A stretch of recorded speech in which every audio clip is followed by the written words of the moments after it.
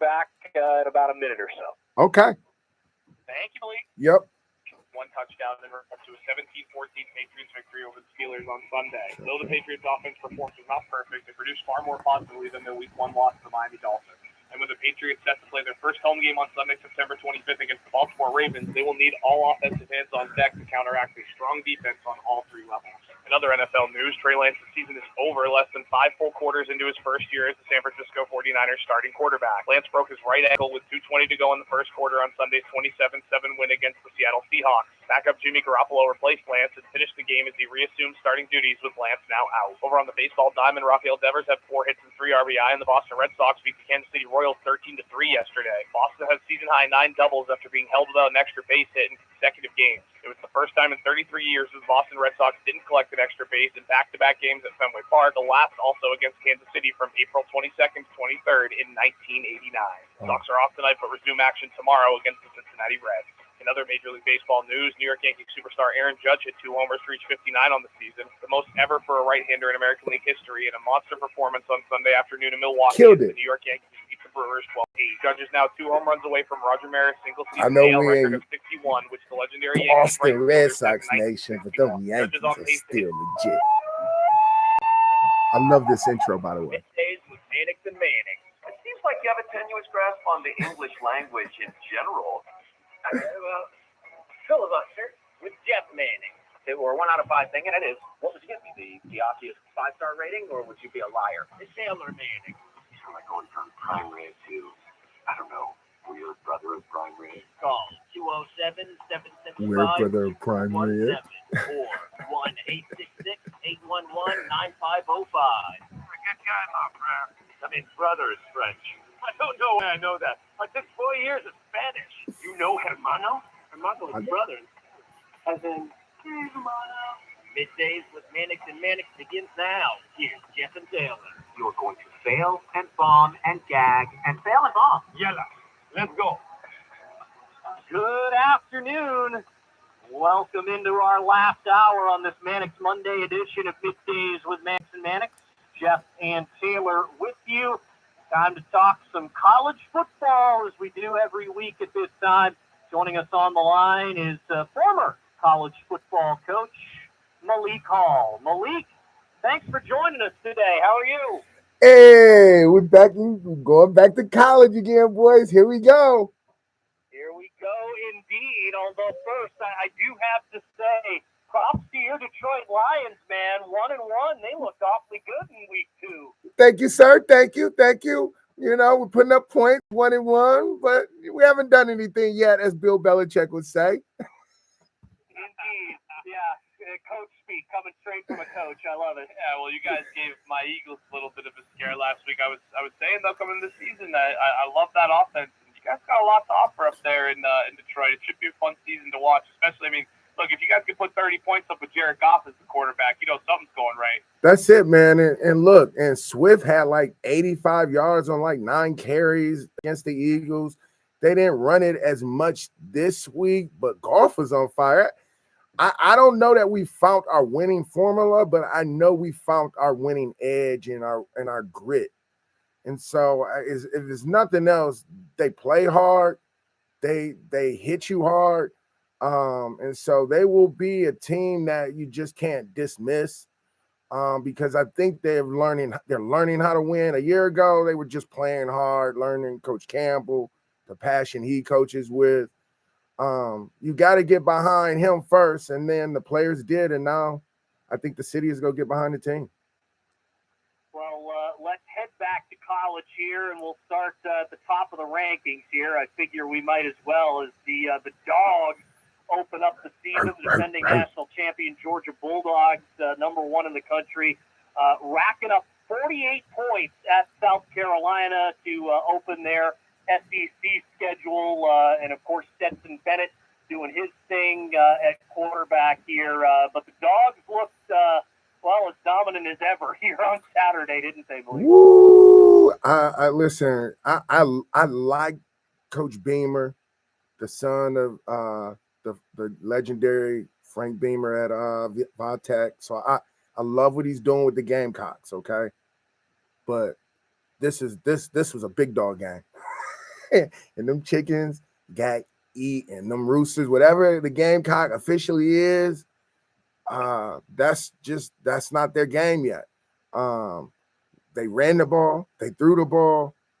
Listen, they would have shut. I think they would have shut South Carolina out if Georgia didn't pull their dogs. Like they locked the dogs up in the fourth at that point.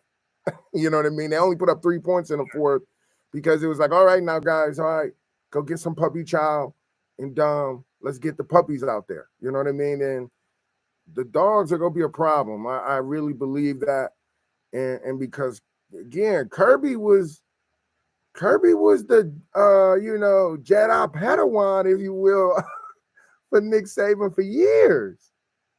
He is groomed and ready to take the helm and hold that SEC mantle through a whole season, and that team is ready. So they took care of business. You're right, Jeff.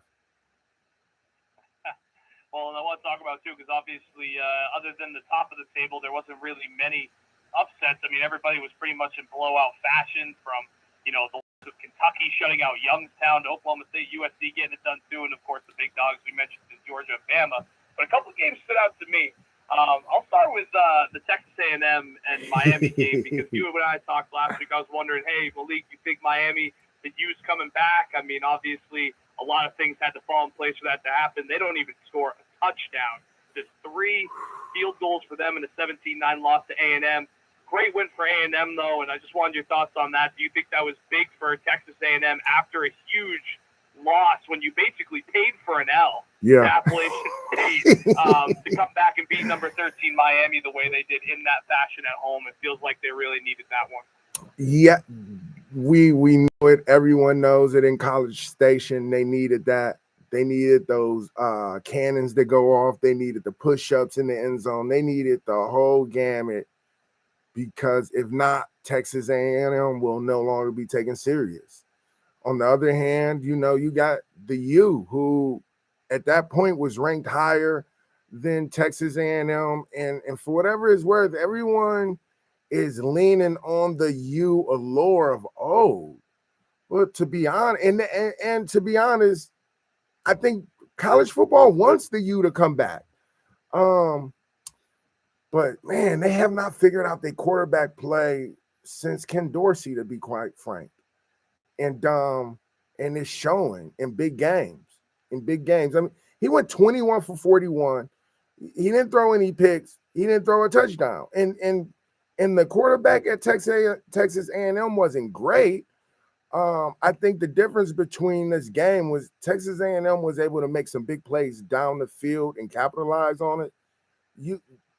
Miami ended up having to kick field goals. And so when you think of all of the times that Miami could have put up points, this is a different game. And we're probably saying Miami is serious, but they ended up kicking field goals. And I attribute that to just the inaccurate play from the quarterback. Also too, look, I will give him kudos because Coach Cristobal wants to run the ball.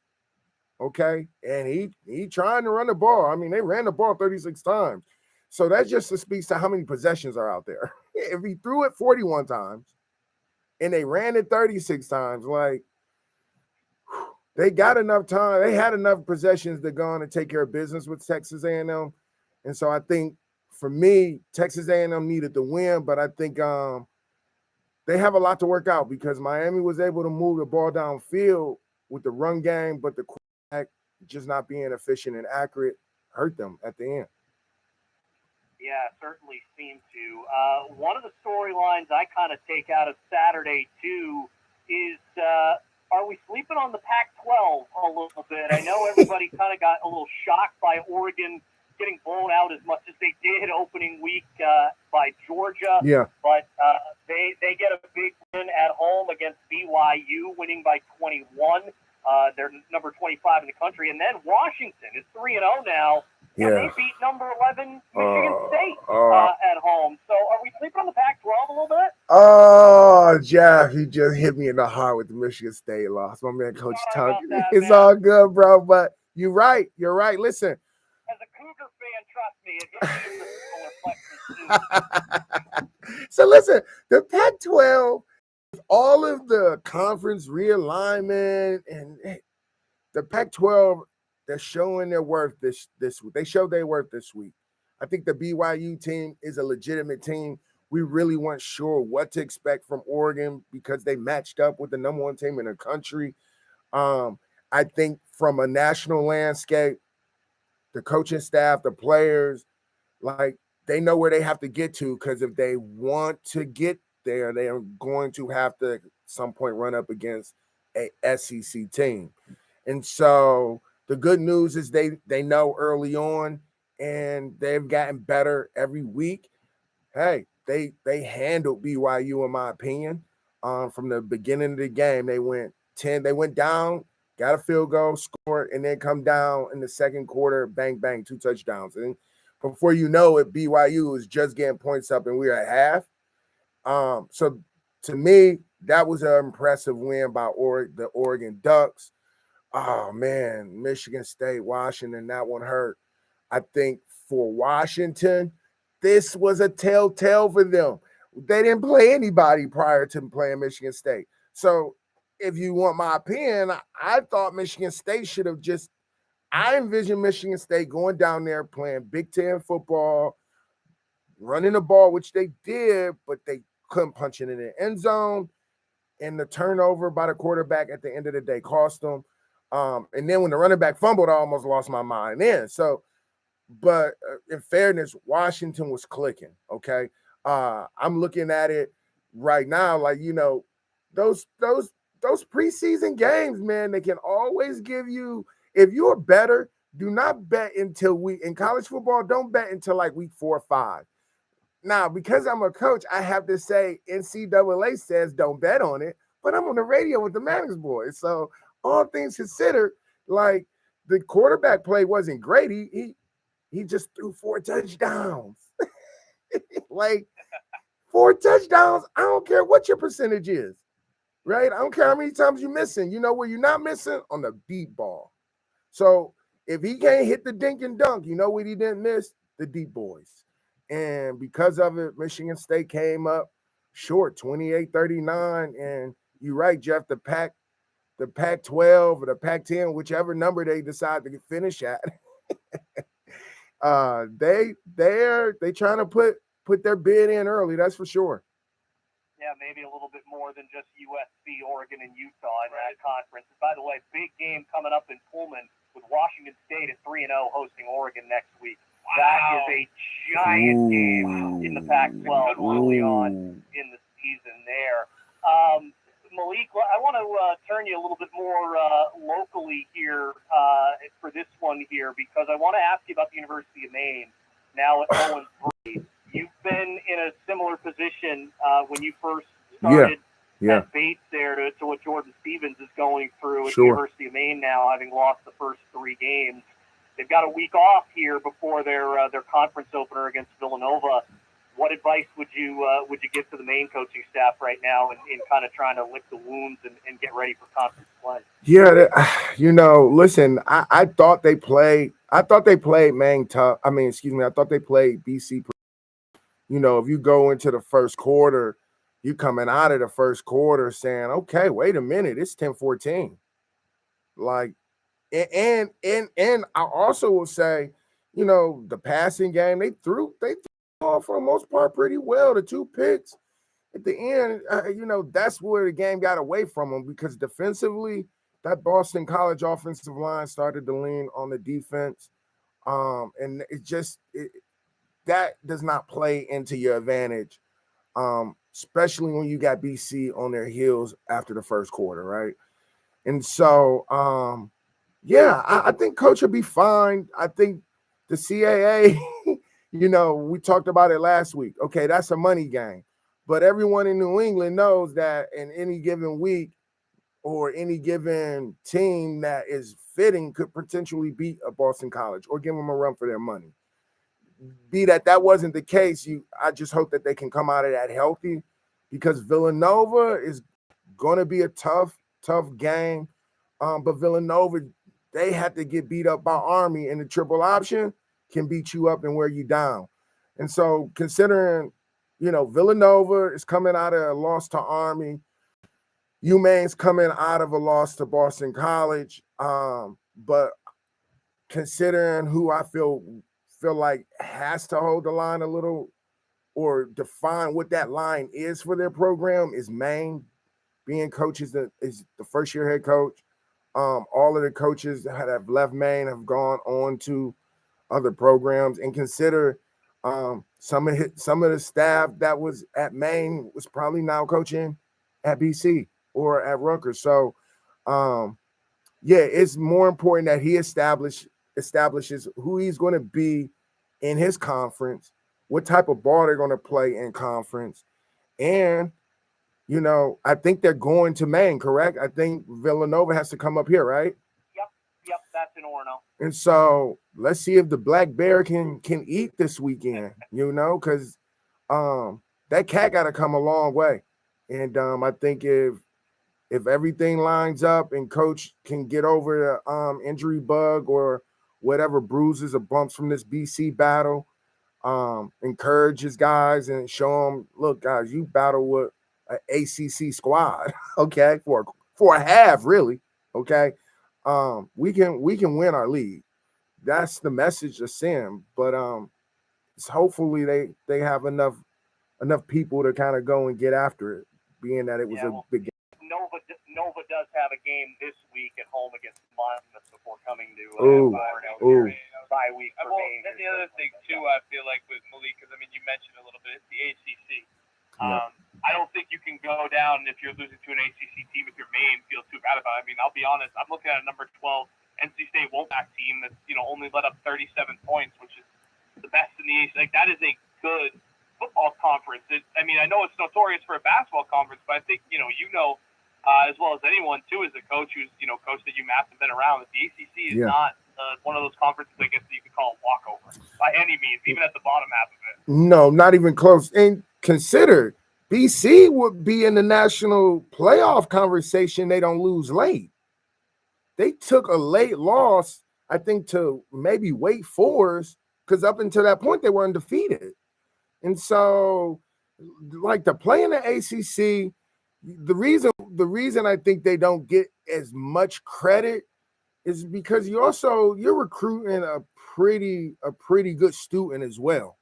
So at the end is just not a football play.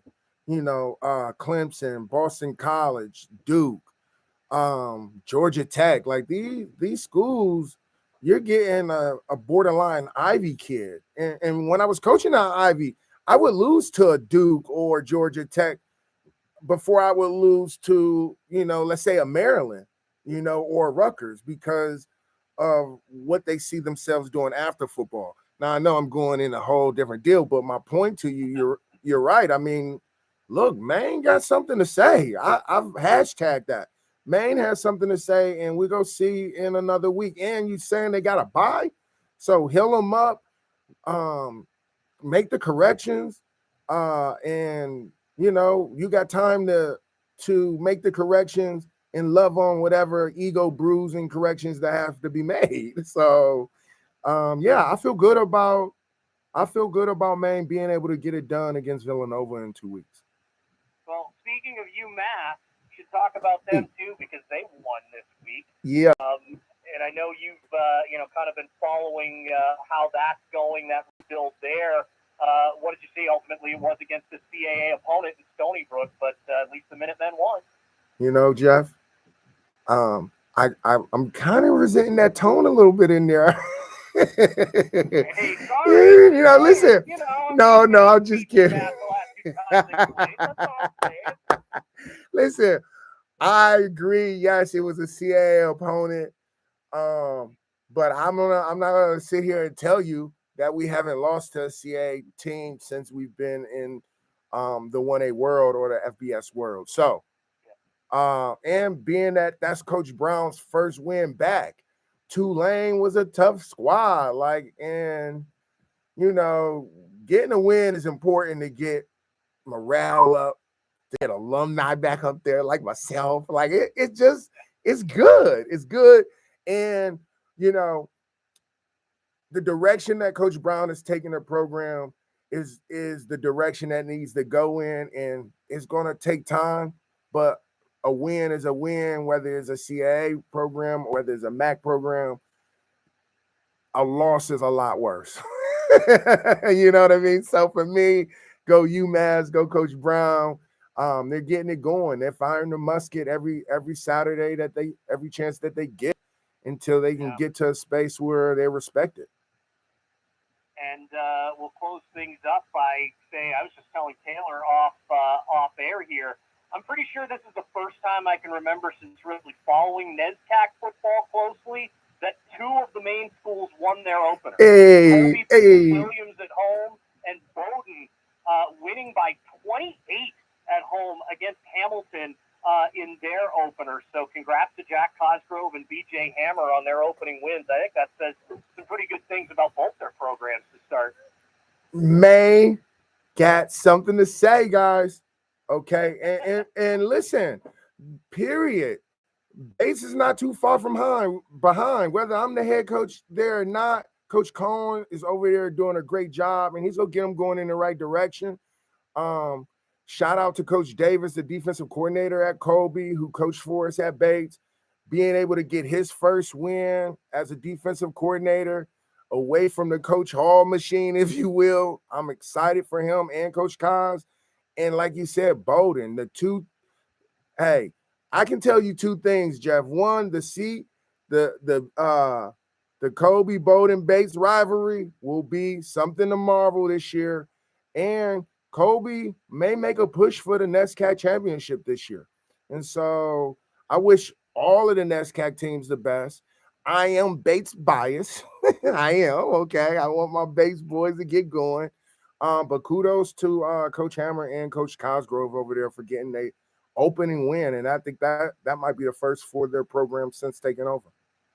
It's just really cool, too. We had Coach Cosgrove last week, and he said on our air, hey, once we start beating the Williamses and, those type of teams that have been kicking our butts, we're there. And week one, he goes out, and they lost by like 25 at least more last year to Williams. And they get a big win, and that program is on the way. So, he's been building it. So, the Colby win for me was really cool to see, because I remember getting off the interview with him kind of thinking, first 2 weeks for them. Yeah. And they responded extremely well in week one. So congratulations to all those small colleges. Even Hudson, too. Hudson's got a win this week, too. So shout out to them. A lot of good local football happening. Listen, again, when you think about Maine football and all of the schools that participate in football here, there's no reason for you guys to not find the great local highlights and the great teams and coaches like you've done. So, again, shout out to Colby, shout out to Coach Kaz, shout out to Bowdoin and Coach Hammer over there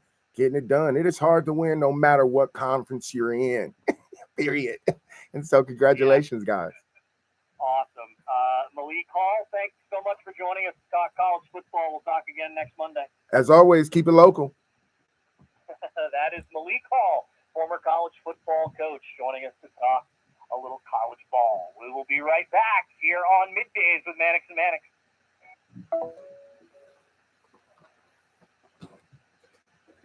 Hey, we did it. It's a wrap. Check it out. Mannix and Mannix on the Big Jab. Peace.